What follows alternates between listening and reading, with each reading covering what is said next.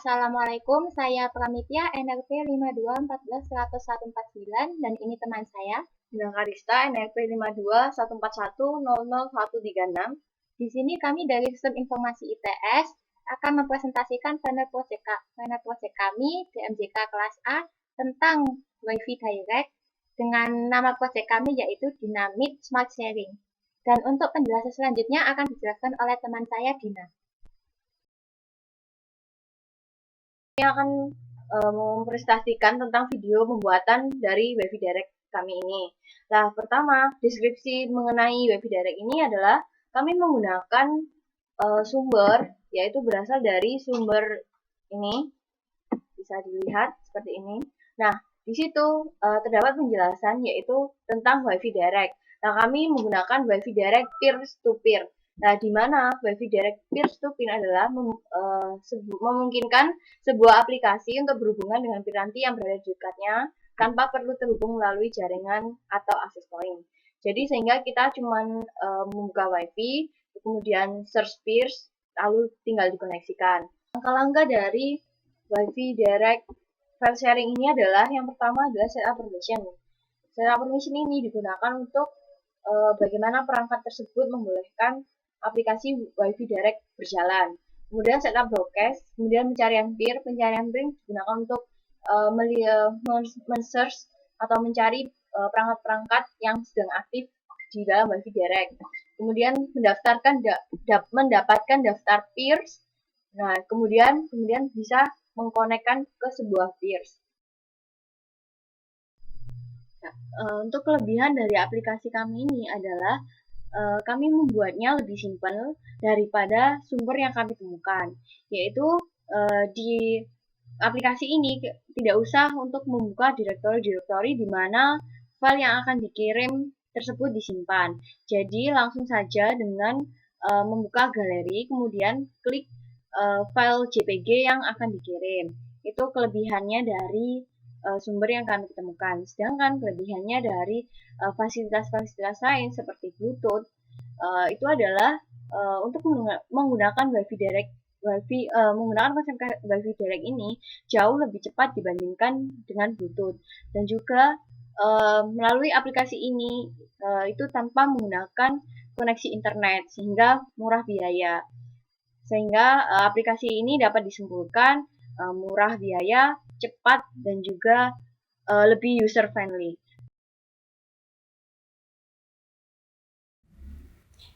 Ya, demo aplikasi kali ini adalah kita menggunakan dua HP. Kemudian masing-masing HP kita nyalakan Wi-Fi-nya seperti ini. Ini sudah nyala. Kemudian yang ini juga kita nyalakan Wi-Fi-nya seperti ini.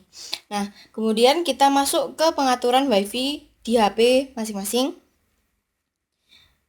Sebentar. Nah, dari pengaturan Wi-Fi ini, akan terdapat fitur Wi-Fi langsung. Kemudian kita klik Wi-Fi langsungnya. Nah, kemudian setelah selesai, kita beralih ke HP selanjutnya. HP selanjutnya juga kita buka di perangkat Wi-Fi-nya. Nah, di sini.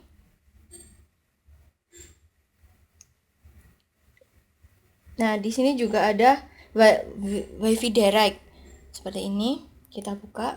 Nah, kemudian dia akan men-search. Nah, masing-masing HP akan ada Mi Phone ini yang ini, dan Galaxy Grand 2 yang sebelah sini. Nah, kemudian salah satunya bisa untuk ketuk untuk menyambungkan. Kemudian kita klik untuk menyambungkan. Oke, setelah itu akan muncul seperti ini, invitation to connect. Kemudian kita klik accept. Nah, ini terhubung, ini juga terhubung. Kali ini saya akan mendemokan aplikasi berdasarkan sumber yang telah kami dapatkan tadi. Nah, di sini adalah terdapat kekurangan, yaitu ketika kita sudah menghubungkan tadi ya Wi-Fi Direct, set Wi-Fi Direct. Kemudian kita buka aplikasinya. Maaf. Kemudian kita buka aplikasinya. Nah, aplikasi yang kami dapatkan dari sumber adalah seperti ini tampilannya.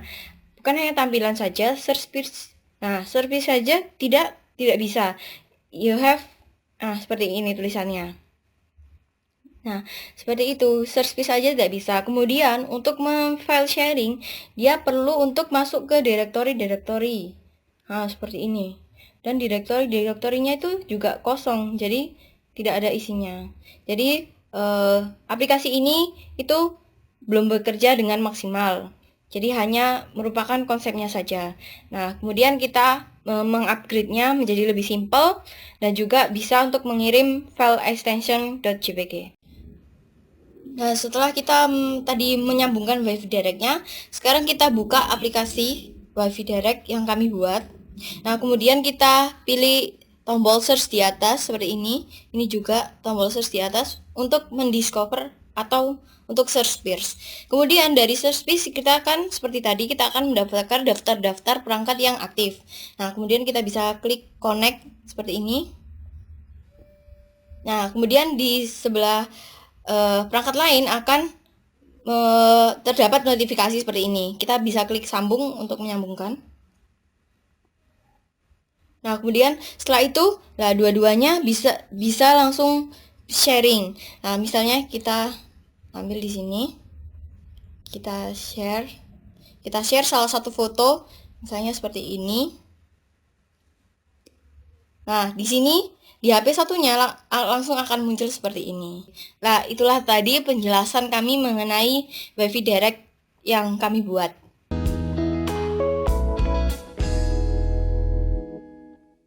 Berikut ini kami jelaskan tentang detail tutorial pembuatan aplikasi Dynamit Smart Sharing. Yang pertama yaitu melakukan setup permission yang kita sudah lakukan pada DRES, lalu Android Manifest. Nah, pada permissionnya, di sini kita sudah melakukan permission untuk langkah awalnya. Lalu yang kedua yaitu membuat broadcast receiver. Di sini kita buat kelas WiFi Direct broadcast receiver sebagai langkah kedua dan memiliki beberapa metode. Yang pertama ada on receive. On receive berfungsi banyak, di dalamnya ada update WiFi peer-to-peer status. Jadi di sini kalau sudah terkoneksi akan muncul statusnya. Dan ini untuk mengaktifkan mode WiFi Direct Mode. Sampai sini. Nah, lalu ada cara untuk menemukan perangkat yang aktif dengan menggunakan Get Fragment Manager dengan memanggil Peer List Listener. Sampai sini.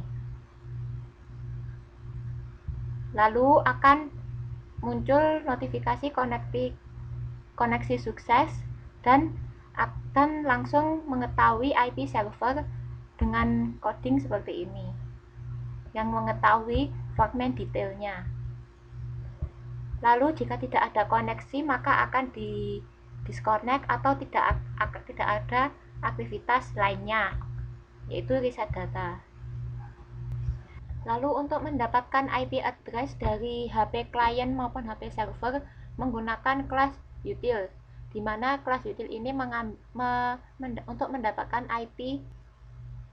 Di sini ada metode get local IP address, yaitu untuk mendapatkan IP address dari server dengan coding seperti ini. Lalu ada metode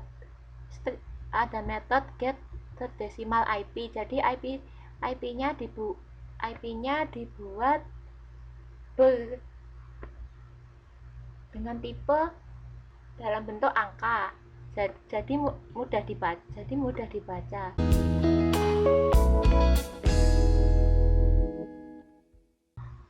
Sumber yang kami dapatkan dari website ini bisa di-download di bawah ini. Lalu lewat di GitHub ini. Yang hasilnya adalah project EE579.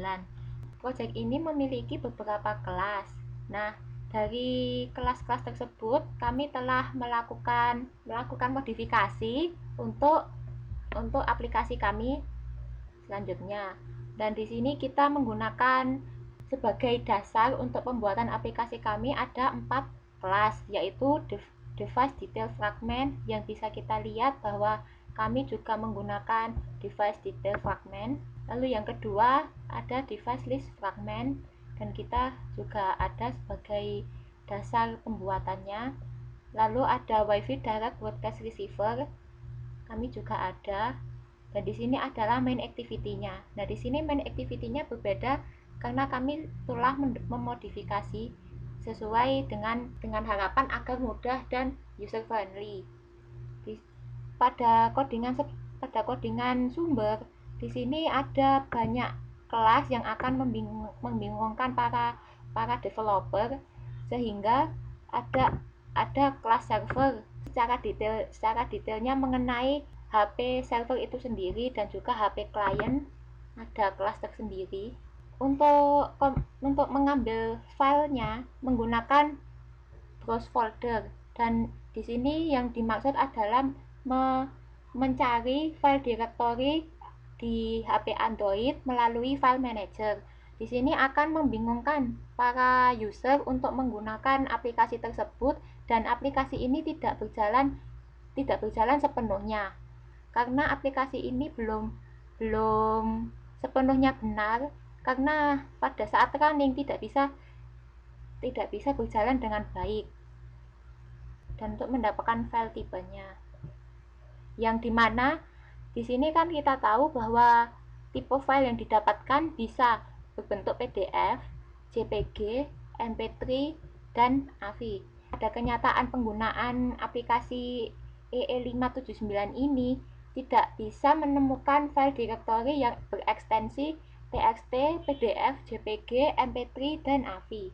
Sehingga untuk modifikasinya kami tidak menggunakan sebanyak ini terlebih dahulu. Kami hanya menggunakan ekstensi file JPG untuk memudahkan kami.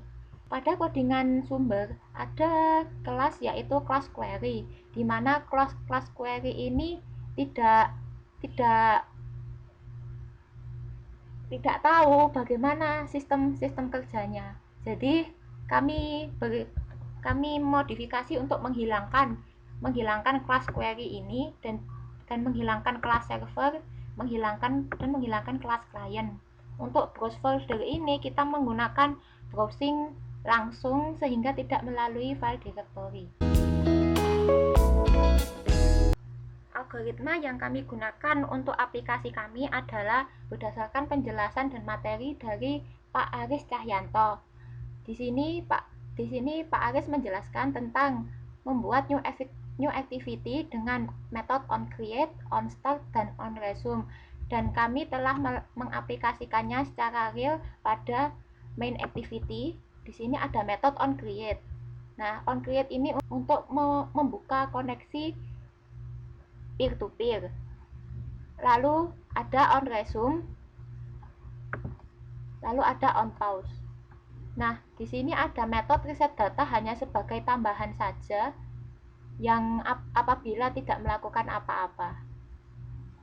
Lalu ada metode onCreate option menu untuk memanggil menu. Lalu ada onOption item selected. Tambahan lagi onSuccess dan juga onFailure. Di mana metode kedua ini hanya sebagai menunjukkan status bahwa koneksi tersebut sukses atau gagal, dan dibantu oleh metode show details untuk menunjukkan tulisan pada HP tersebut. Lalu untuk connect, ini metode connect-nya, jadi menggunakan action listener sehingga untuk memanggil onSuccess atau onFailure. Lalu ada metode disconnect. Disconnect ini metodenya bertujuan untuk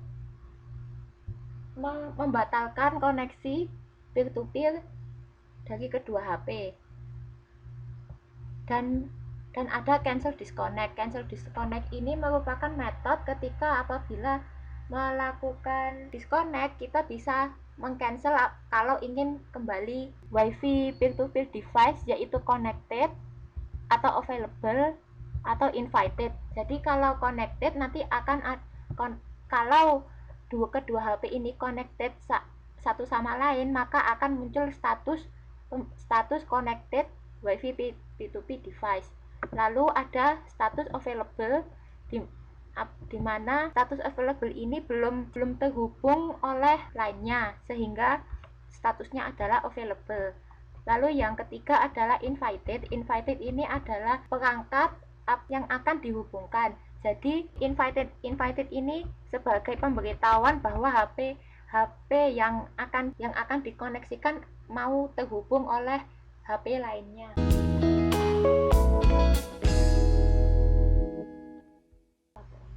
Konsep yang kami gunakan untuk file transfer service adalah menggunakan soket. Di sini kami menggunakan kelas terpisah dengan nama file transfer service.java yang berisi method handle intent, di mana di sini untuk menginisiasi file path dan juga menginisiasi host atau address. Lalu penjelasan konsep APK yang kami buat yaitu soket. Di sini untuk menginisiasi portnya. Lalu di sini adalah langkah-langkah dari soket untuk mendapatkan klien. Di sini opening client soket. Lalu soket akan connect selama soket timeout yang telah ditentukan. Pada inisiasi di awal kita menentukan selama 5000 detik. Lalu setelah connect akan mendapatkan file path, di mana file path ini adalah file browse untuk membuka file manager pada HP. Lalu di sini ada WiFi Direct Activity untuk menunjukkan bahwa data telah ada. Lalu apabila setelah memilih data, maka akan ada if else, di mana soketnya ada, maka HP akan terkoneksi satu sama lain.